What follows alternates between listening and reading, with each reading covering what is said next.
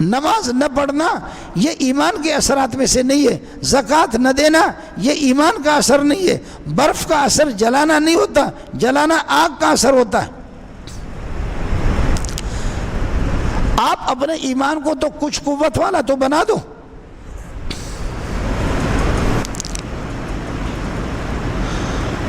جب میرا اور آپ کا، میرے اور آپ کے سینوں میں ایمان ہے، وہ ایمان باہر پھر یہ کہ وہ کفر والا، میرا اٹھنا، میرا بیٹھنا، میرا کھانا، میرا پینا، میری زندگی، میرے تمام اعمال، میرے تمام سب کچھ، اللہ آپ کا بھلا کرے، مصروفیات، وہ سارے کے سارے کفر والے، یہ کیسا ایمان ہے؟ اس لیے امام ابو حنیفہ کو خدا جزائے خیر دیں، وہ تو کچھ رعایت کرتا ہے۔ امام صاحب فرماتے ہیں کہ اس بندے کو جو نماز نہیں پڑھتا جیل میں رکھو، یا توبہ کرے نماز پڑھے یا وہیں پر مرے۔ جو نماز نہیں پڑھتا، عمل صالح نہیں کرتا، اس کو جیل میں رکھو، یا توبہ کرے نماز پڑھے یا مرے وہیں پر الو کا پٹا۔ اور باقی حضرات کہتے ہیں کہ اسپیشل بے ایمان ہے، یہ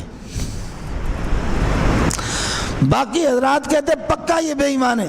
یہ جو سعودی والے غریب کیا کریں گے ہمارے، حالانکہ سعودی کے امام احمد بن حنبل کا مذہب ان کا وہی ہے۔